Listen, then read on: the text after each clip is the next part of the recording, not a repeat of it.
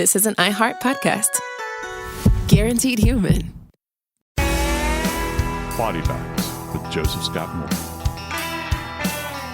In Alan Parker's film from 1988, Angel Heart, the character played by Robert De Niro is speaking with the protagonist in the film, played by Mickey Rourke. And he says an interesting line to him. He says, Mephistopheles is such a mouthful in Brooklyn. What other name would you call me by? That he has many names. Today, we're going to talk about a case that, be quite frank with you, I hadn't heard of before, and I couldn't believe it when it came across my desk. But here we are, and we're going to go down this road. We're going to go down a road that involves murder, a double murder, by the way, multiple personality disorder, allegedly. Oh, and Satanism, accented with a touch of blood being drunk from a coffee cup over a series of several days. In the ears of those victims being eaten. I'm Joseph Scott Morgan, and this is Body Bags. So let me get this straight. We've got Beelzebub, Lucifer, Satan, Bahomaphet, I think I pronounced that wrong, and Mephistopheles. My grandmama used to call him Old Slewfoot. That's what the preachers used to say. And then we've got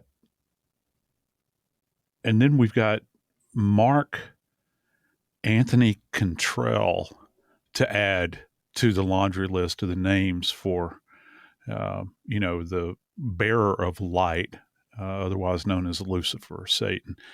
We've got a young fellow here, he's 26 years old, Dave, that fancied himself a Satanist and has been deemed, and I always find this term really interesting, and we can get into this, but a budding serial killer, almost like a budding rock star, budding television. This guy's a budding serial killer, and that's the way he's been described in a lawsuit, and that's essentially what got us here.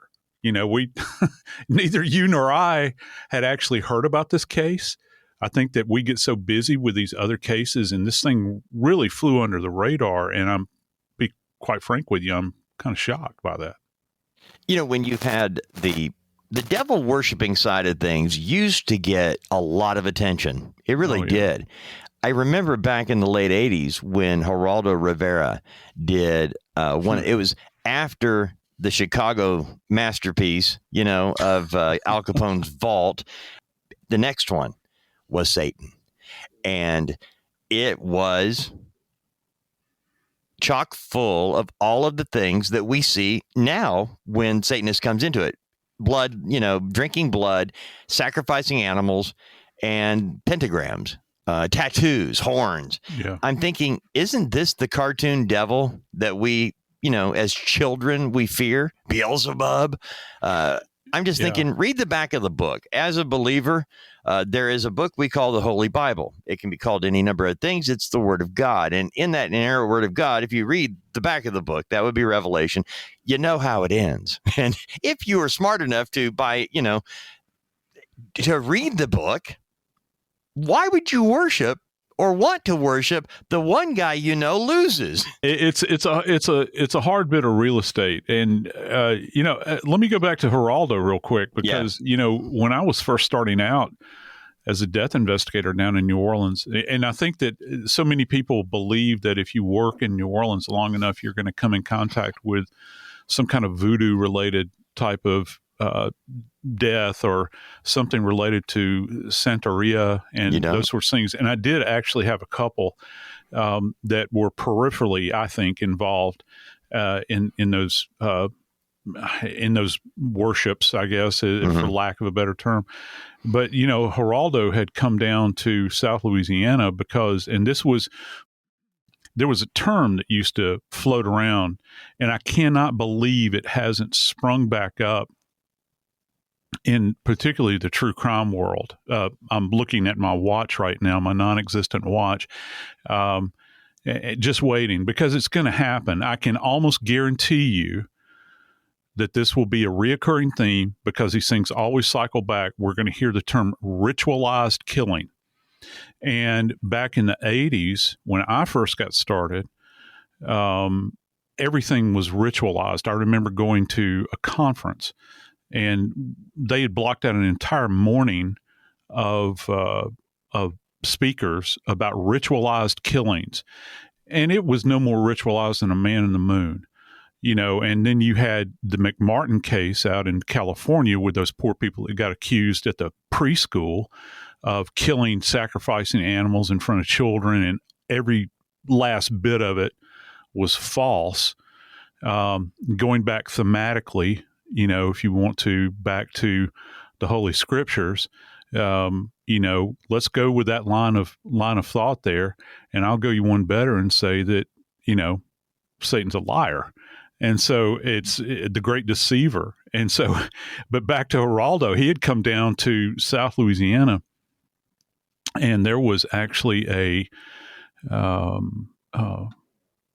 island out in the middle of the bayou. There's this huge, I say bayou, it's a swamp, that's out past on I-10. It's west of Baton Rouge, and locals had found a quote unquote altar out in one of these eddies, in the swamps, and his people found out about it, brought him down there, and it's in the middle of wintertime. I guess he thought he was going to the tropics, and one of the coldest places on the face of the planet is in the swamps in the middle of wintertime in South Louisiana. The cold, if you've ever experienced cold like down in Florida or any place like that, there's no other kind of cold, because it's so wet and it gets down to your bones.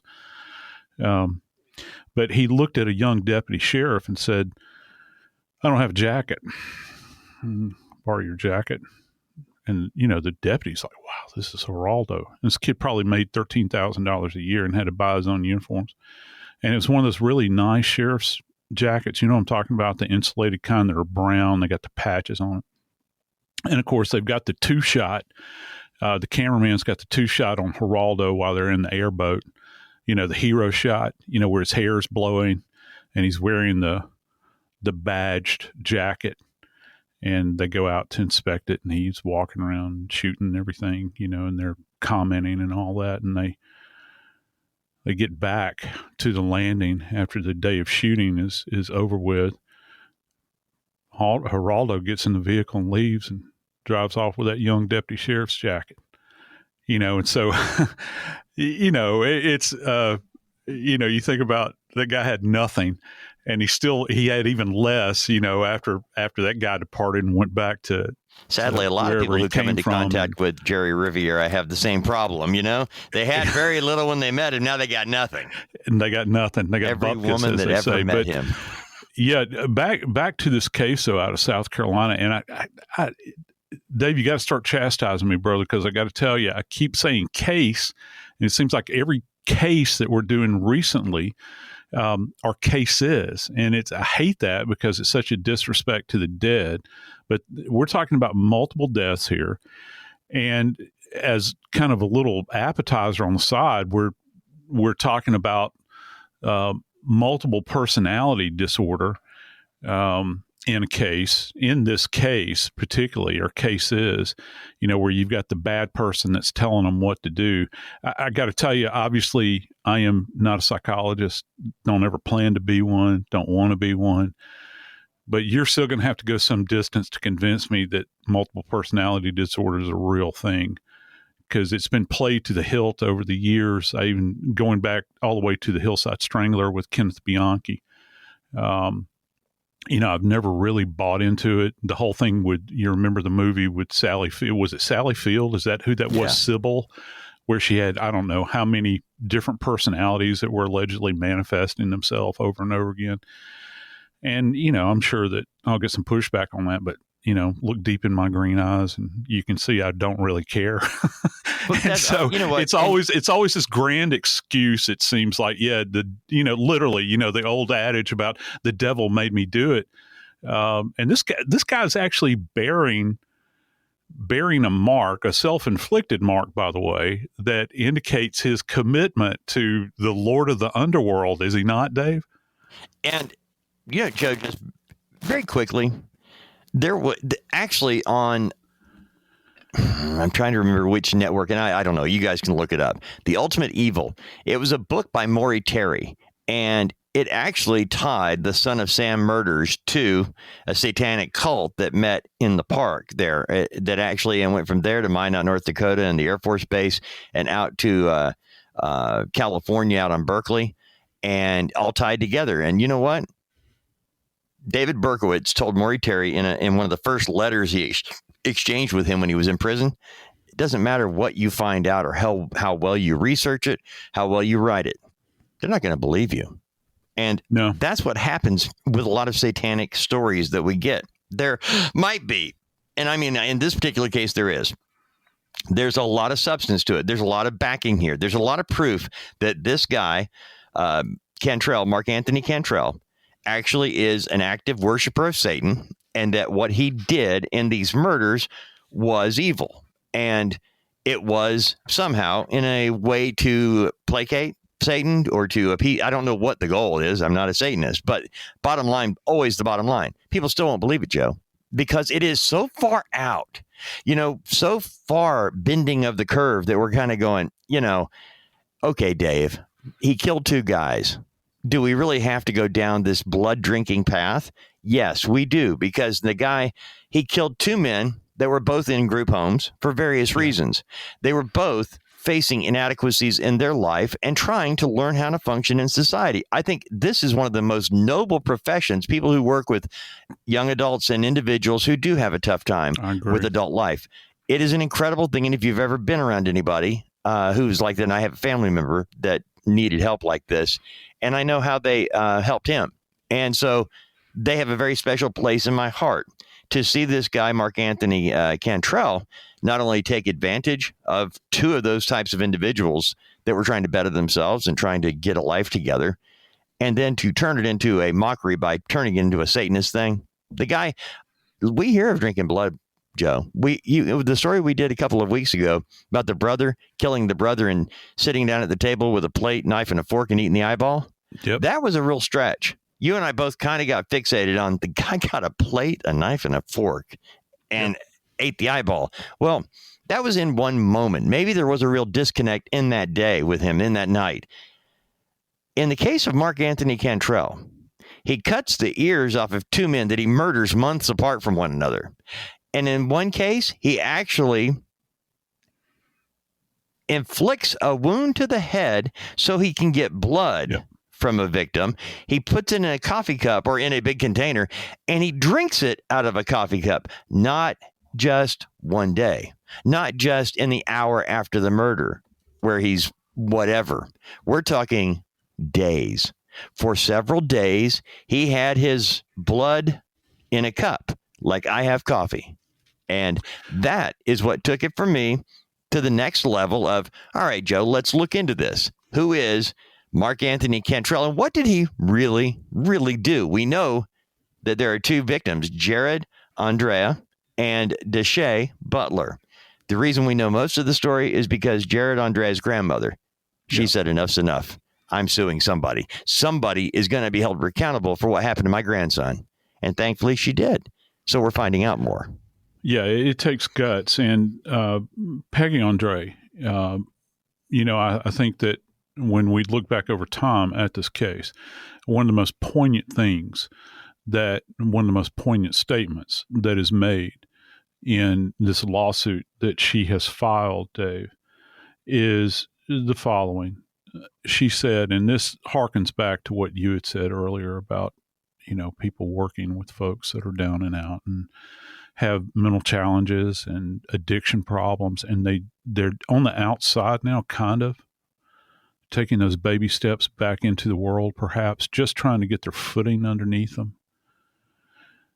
And I think that that's probably what she thought, because in her statement, in her lawsuit, Peggy said, "We thought we were putting him in a safe place."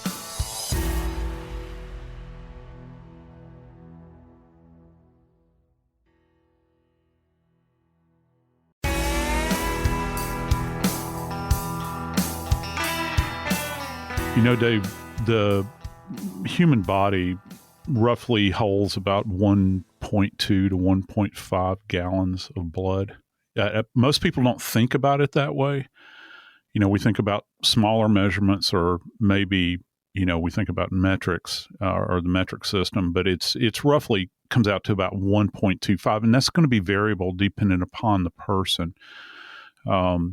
And I've often, you know, people will ask me, well, what's it like when you go out onto a death scene when you've got a multiple stabbing, or, you know, like a really over the top shooting? And we've talked about this. Well, we've talked about dismemberment, you know, extensively, and about this, what you see, you know, when you step into or step onto that stage, for lack of a better term.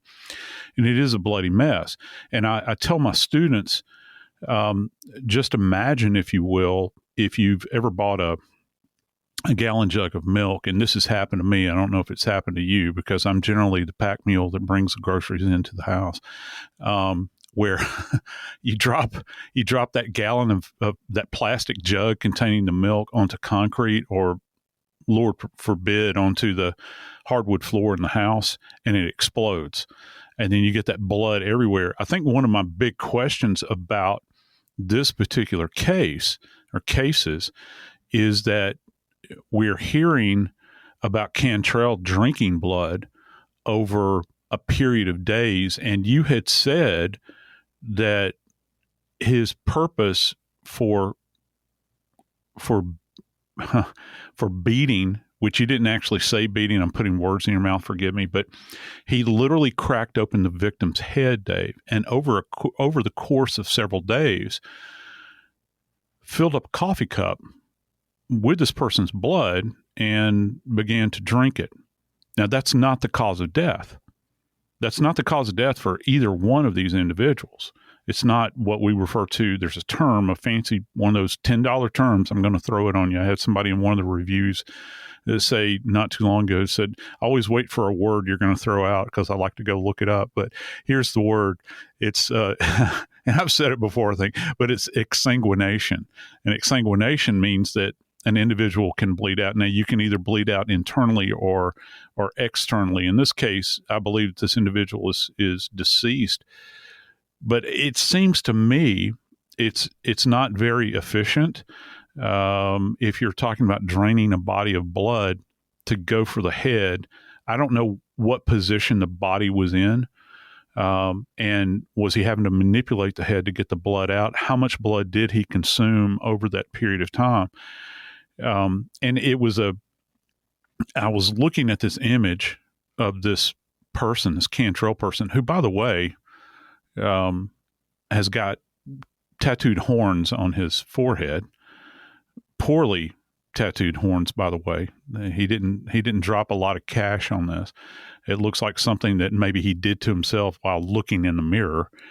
I'm thinking, how does he facilitate this over this period of time? There's several factors I can go into here with you, but isn't that interesting that he would go for the head and that he would drain blood out of the head in order to drink the blood? It's bizarre to me, Dave.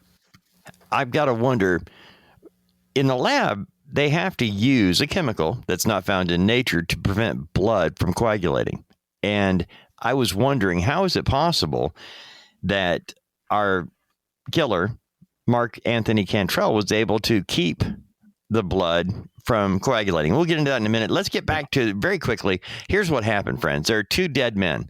One is Jared Ondrea, and it's his grandmother who is filing the lawsuit. This is why we know a lot of the information. He was 22 years old in the group home, and he is a victim of Marc-Anthony Cantrell, but we don't know where his body is. It has not been found. I had to look this up because I thought, Joe, for all of the information we know about this story. How do we know it without knowing where his body is? A lot of it came from him. A lot of it comes from physical evidence. The second victim, Deshea Butler, was killed months later. And Mr. Butler's body was found. And what we have here is Cantrell was Butler's roommate at the halfway house. Ondrea lived in the same halfway house at the same time, but was not roommates with these guys. And I just want to be very careful here because,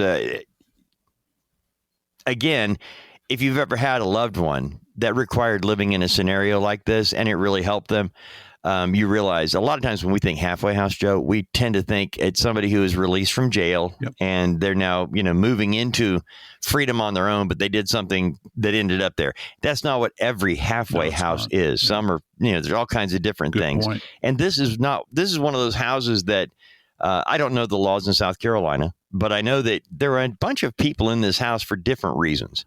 Now, Marc-Anthony Cantrell was Butler's roommate. And when Ondrea went missing from the group home in March of 2023, 2 years ago, he wasn't found. Police, did look. They did try to find him, but they never found him. Now, Joe, you've had to deal with so many different cases over the years when an adult goes missing. And in this case, we've got a man in his 20s, 22 years old, and he goes missing. Unless he's broken the law or is breaking the law, isn't it kind of difficult to get police and others to take action because, hey, he didn't do anything. Maybe he doesn't want to be found. Yeah, it's maybe he left. It's rote by this point in time. I mean, we've talked about it. Nancy talks about it all the time, and it's a problem. And David, listen, working at the medical examiner's office and the coroner's office, I would get these desperate phone calls quite frequently from family members. And here's how the conversation would go, and you can probably predict it. I've tried with the police. I've tried with the sheriff. I've even called the federal government, and they're not helping me find my loved one. I thought that I would call you. And then the story always comes down to that one kernel, that one bit where they say, we were told that they are an adult and that they're free to come and go as they please, and that, there's no reason to be alarmed and that we're not going to take a report on this case. And some states are variable depending upon how long you have to wait before you file a missing persons report. And I think some of it comes down to trying to understand the relationship that you might have with the subject. Is this somebody, even though you might be related, is this somebody that you actually knew? Is this somebody that, because, I don't know about you, I've got relatives that I haven't had contact with in decades. Okay. It's not necessarily any kind of animosity. I just don't have contact with them. They're not in my circle of life, that I'm living day in and day out. They're not part of my reality. And I think that it's like that out there. The police have gotten burned over the years, I think, by people that want to interject themselves into somebody's life. And so that happens periodically. In Louisiana, we had a horrible problem with the coroner's office because the coroner in South Louisiana, or all through the state of Louisiana, is also responsible for committals. So I would have to go out and write up committal papers as a coroner investigator. They were called orders of protective custody. And you would go out and write out an OPC is what it was referred to as. And all the family had to do was simply say they're a danger to themselves and others. And the police would go out, pick them up, and take them to the mental hospital for an evaluation for 24 hours. And we got burned several times by people that claimed that they were family members, turned out not to be family members. And I actually had one case where a guy spent Christmas Eve strapped to a chair back in old charity hospital days. And turned out that the lady that claimed was his wife was not his wife. And those sorts of things happen. So, you've got this kind of push-pull relationship with the police. But here's the thing about it, Dave. You were talking about how you don't know the laws in the state of South Carolina. Dave, this is a state-approved halfway house. Now, my question, I think, is how do you have a grown man's body in this house, head split open, and you've got one of the other occupants of said house drinking from this thing, not just one time, but multiple days we're talking about, where he's, removing blood in some manner, we don't really know how, and placing it into a coffee cup. That was another thing that was quite striking to me. Maybe it's the only cup this guy had. I had no idea, but they made, in the lawsuit, they make a special point of saying that this was a coffee cup that he was using. So, you can conjure up all kinds of things in your mind, but, I have this image of this little tiny guy with horns tattooed on his forehead, and, thinking that he's, the son of Lucifer or whatever it is he's fantasizing about. And he's literally manipulating this guy's head. This got obviously a big open wound where he has struck him, and he's draining blood out of it into a coffee cup with a tiny little handle on it. And he's sitting there and he's, drinking and enjoying himself, imbibing, if you will. Joe, it didn't occur to me that I don't know why, I didn't picture this going down in the group home. I didn't picture him drinking the blood in the group home. I didn't think of it that way. It just, when you're covering a case and you're writing down all the facts and listing all these things and going back over it, I didn't really think about it that way. I was thinking about it more from a standpoint of, well, how does the blood not coagulate? Did he get it out of the head? Because, I don't know, but I didn't think about this. But knowing enough about group homes and how they operate, they have different levels of control at different homes. Some very, very limited control. They check, weekly to make sure that, that trash isn't out of hand and bug, it just depends on what the home is doing and what the people that are there are doing. Their level of, I guess, experience, dictates the type of follow-up you're going to get. But in this particular case, that didn't hit me until right now. Well, when she files this lawsuit, the lawsuit is not directed at Cantrell, who is the Satanist / cannibal / blood consumer. The lawsuit is actually filed against the South Carolina Department of Mental Health, and there's an LLC that's named in this, the New Hope Home Solutions LLC, and a lady named Brittany Reynolds Jackson. So, and when you see this house, Dave, it's not some grand kind of thing. It's this tiny little wood frame home that, in my experience, my family lived in these neighborhoods. It looks like what we would refer to as a mill village home. It's tiny.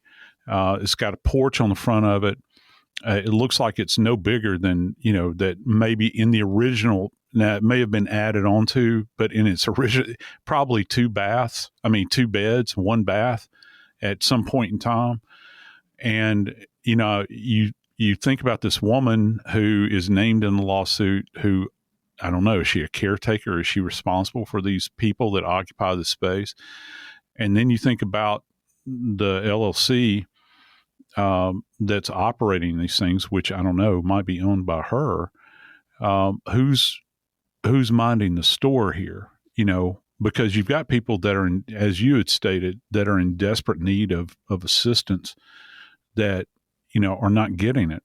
And the fact that they have got somebody like Cantrell, who, by the way, is a violent criminal. He's got a history of arson, I think. And there's a couple other. There's a reason they call him a budding serial killer. Yeah. He had all the telltale signs. He actually had. Let's run down the bits here. Let's okay? Please do. Marc-Anthony Cantrell previously served time for torturing dogs. He previously served time for setting his parents' home on fire. He was on probation at the time he allegedly killed Ondrea and Butler. The murders of Ondrea and Butler happened over a 5-month period of time, but in 2023, as we mentioned, from March to October, and he strangled Deshea Butler, hit him in the head with lifting weights so he could drink the blood. He drank it from the coffee cup over several days, not one. They referred to him as a budding serial killer because of the torturing of animals. Yeah. And the Satan worshiping, the devil horn tattoos. But there's a part of this that I wanted to share with you. It's somebody was very proud of this. It's in the New York Post in an article about this. Ex-convict Marc-Anthony Cantrell, 26, allegedly chowed down on Jared, Ondrea, and Deshea Butler's ears at the Harper Street group home in Columbia, South Carolina in 2023, quote, so he could gain their power.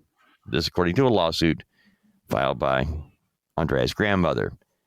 Cantrell told police that he killed Jared and Deshea because his alternate personality, Robert Baldwin, had instructed him to do so. This, again, is this evidence of people using a diagnosis, perhaps, like multiple personality disorder. And one of the classic markers for this disorder is that one personality is not aware of the other. But either way, Cantrell was certainly up to the devil's business.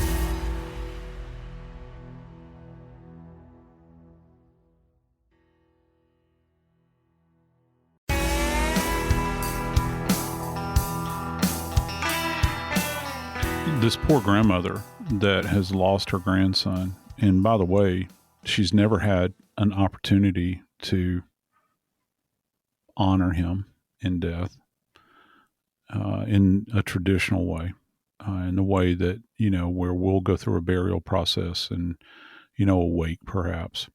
That was not afforded to her, Dave, because Cantrell, in his confession, actually admits to the fact that he took this young man's body, Dave, and threw him away like garbage, disposed of him in a dumpster, and no one was ever the wiser. I really wonder, how many cases have you and I covered together where investigators wind up going to landfills? But, these cases originated out of 2023. We're in 2025 now.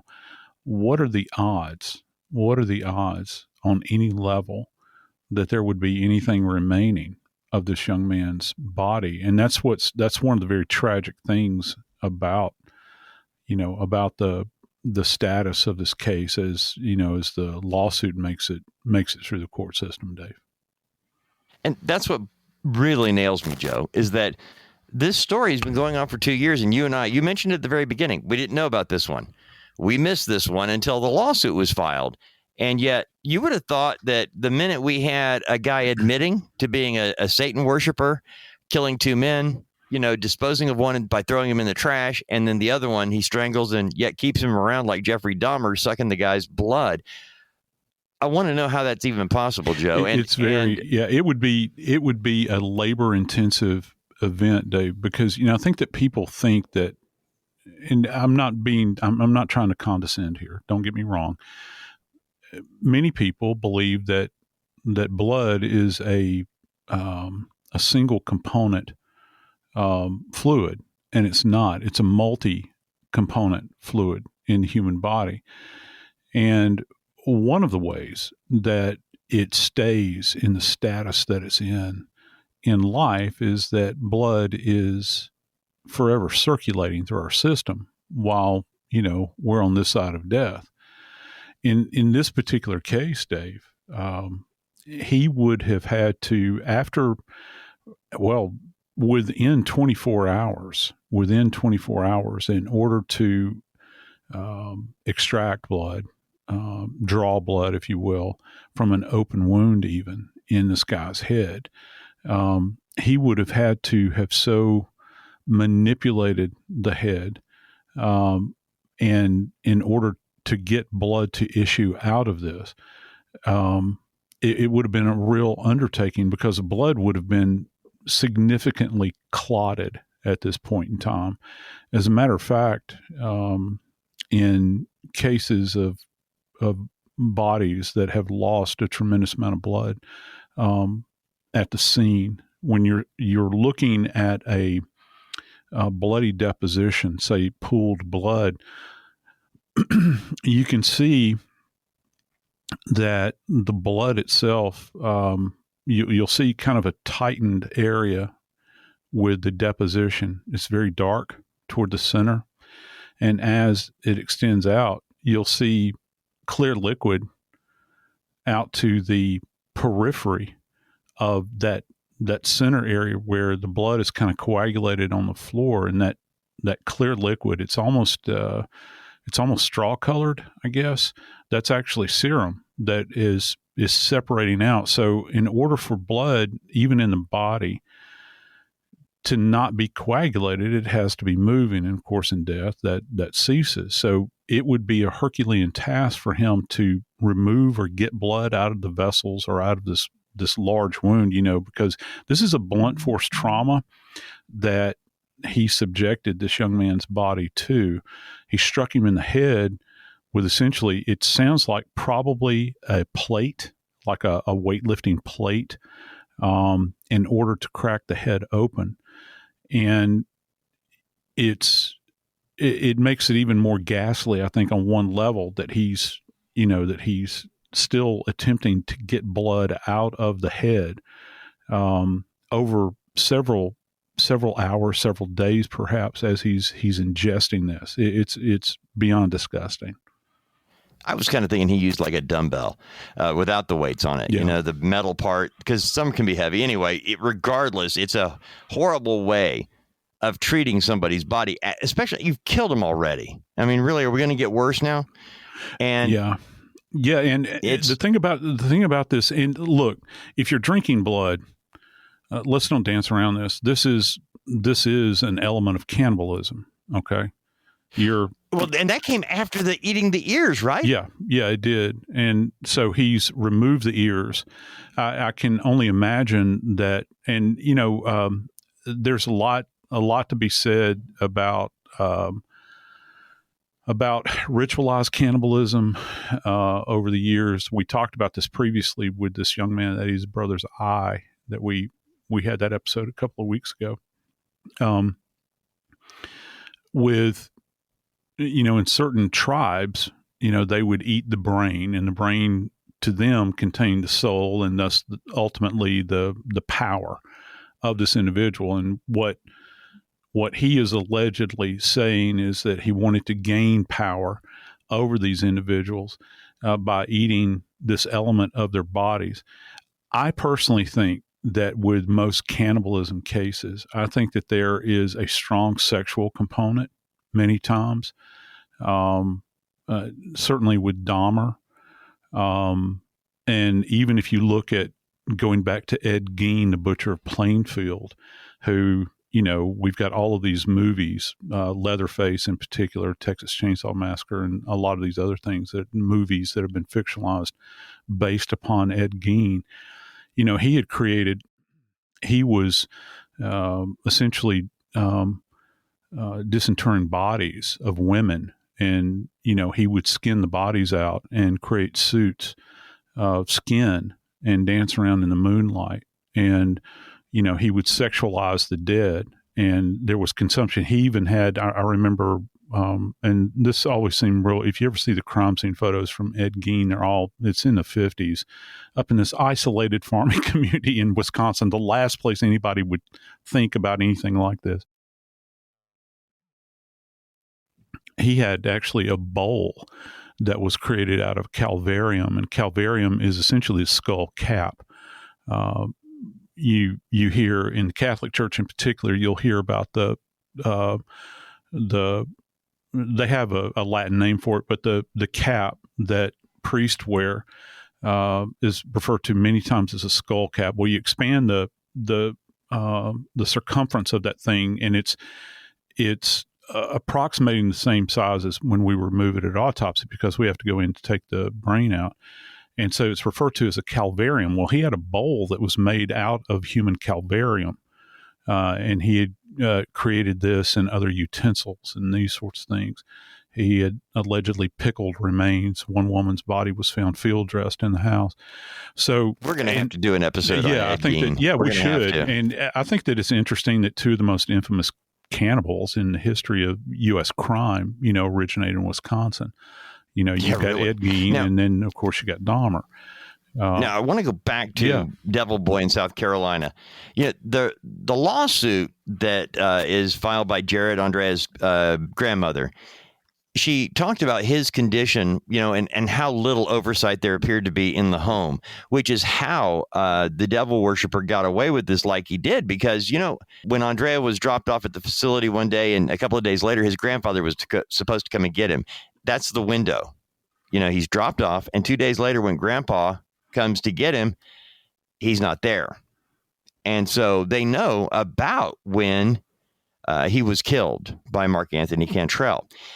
They don't know to this day where his body is, because in that case, the facility, when Ondrea went missing, they didn't know he was gone. They had to be told by another person in the facility. Same thing is true with Deshea Butler. Months after Jared Ondrea is gone. He's just missing, Joe. Now, this is an adult man who was in the program. He was living in the house, and now he's no longer there. They don't know where he is. You would think a halfway house that has this going on would be clamped down, that there would have been a search of the facility, a search of all the people there, that there would have been some kind of ability to find out what happened, and they didn't have that. 5 months after Ondrea goes missing, that's where Deshea Butler. Now, the difference is with Deshea Butler, Marc-Anthony Cantrell is seen on video carrying Deshea Butler's body out of the house. So that's how they were able to get a confession. A confirmation, because they could leverage him with that information. I mean, obviously, that's pretty hard evidence when you think about the world that we live in right now with CCTV. Yeah. Unfortunately, the tragedy with this, other than the fact that these two young men were horribly brutalized by this person that's thrown into the mix with all of these vulnerable people. You'll never know truly what happened to Ondrea in particular.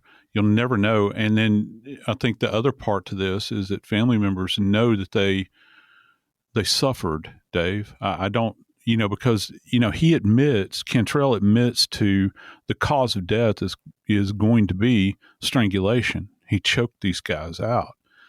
And that's, as we've talked about in the past, it's very personal.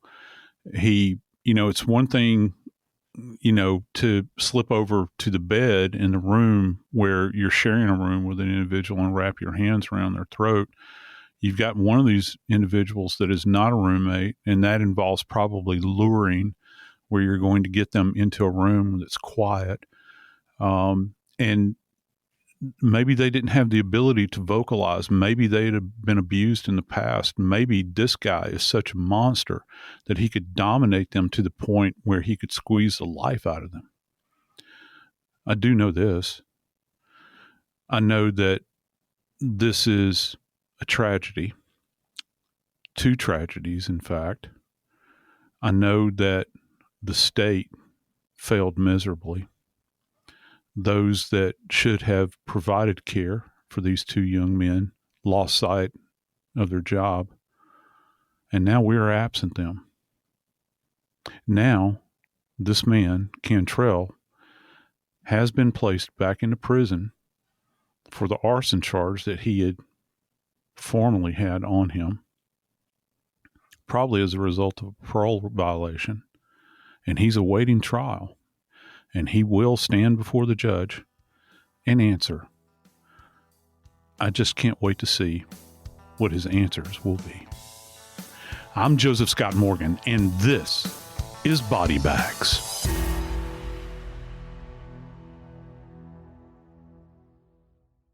This is an iHeart podcast. Guaranteed human.